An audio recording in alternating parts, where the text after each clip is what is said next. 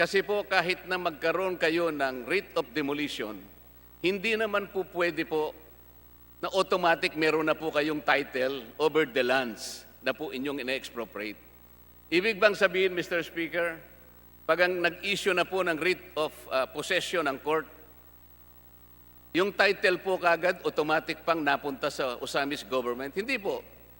So the question is, paano po kayo makapagtatayo ng isang project funded by the national government over a land area which is owned privately by the residents?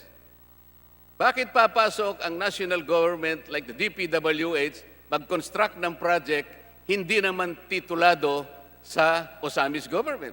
These are the questions I raised. And I even told him, Mr. Speaker, under Republic Act 7279, small parcels of lands